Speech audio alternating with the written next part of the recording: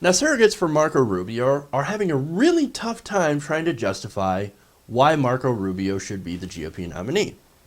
Now, I point this out because when they're asked by the media to come on and talk about why they're endorsing Marco Rubio, they ask him what accomplishments has he had, what makes you think he'll be a good leader. They almost literally have no answers. But is there one thing you could name over the last year that you've seen firsthand on the Hill that he has done that demonstrates presidential character, to be able to get things done? On the Hill, I have not seen that. He's been running for a presidential race most of this year. Oh, see, he hasn't done anything, but he's been running for office. So, come on. Give him a break. Give him a break. That's for Jeb, of course. Who, by the way, Jeb Bush was once Marco Rubio's mentor. That's why I bring that up. Now, this guy isn't the only one that had nothing positive to say about the guy he endorsed, Marco Rubio. Now, here's a clip of Rick Santorum on Morning Joe essentially saying the same thing. Can you name his top accomplishment in the Senate, actually working in the Senate, doing something that tilted your decision to Marco Rubio? Here's what I would say about that. My feeling on Marco is someone who has tremendous potential, tremendous gifts. If you look at being a minority in the United States Senate in a year where 4 years where nothing got done, I guess it's hard to say they're accomplished. Oh, it's hard to say that there's accomplishments. I mean, he's got a lot of potential, but he hasn't really done anything. I mean, but in our defense, it was our party that was making sure that nothing got done. All right. Well, we're 0 for 2. Let's try for number 3. Third time's a charm, right, guys? So 2 weeks ago, Senator Jim Inhofe, who was also endorsed Marco Rubio, also had a hard time. He kind of struggled to find words to describe Marco Rubio's accomplishments. And this is from The Hill. There's no harder job than being the Speaker of the House, either federally or state by state. And he accomplished great things. And for him to, you could start in on his accomplishments going way back to when he was running the state of, or running the House in Florida. So, but like what accomplishments? Because that's the thing that people don't know. They don't have the specifics. What did he do? What has he done?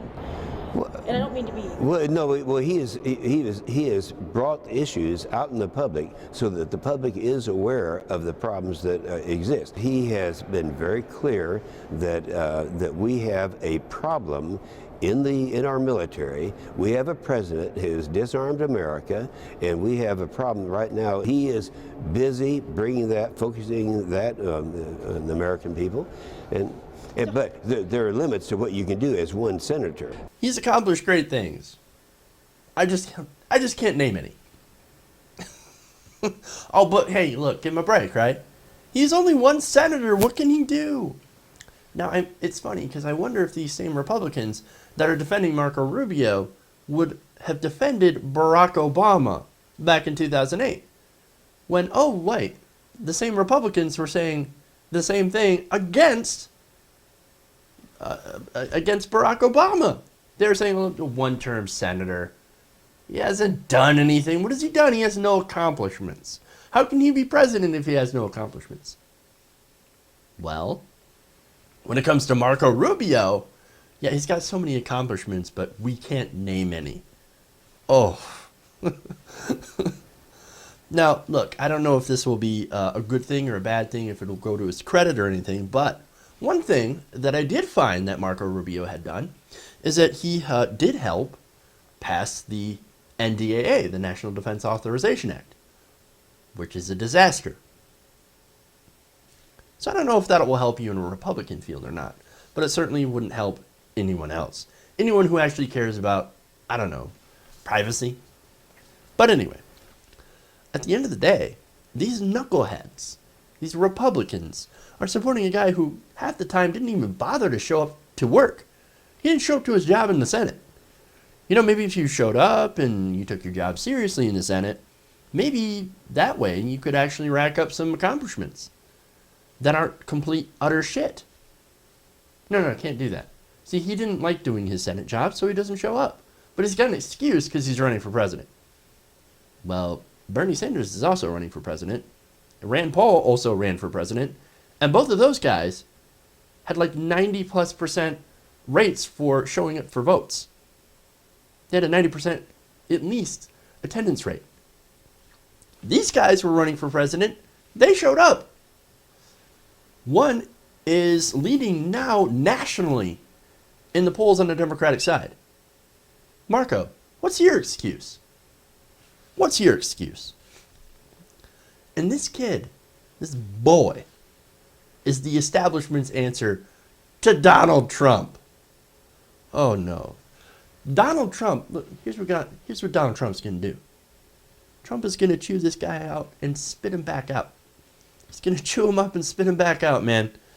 Look, Donald Trump had won the majority of Latinos in Nevada.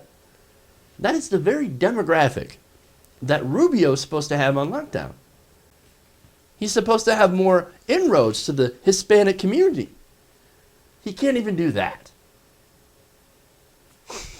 Look, man, unless something major happens, Donald Trump is going to absolutely steamroll right over Marco Rubio all the way to the nomination, and the Republican establishment is not going to be able to do a damn thing about it.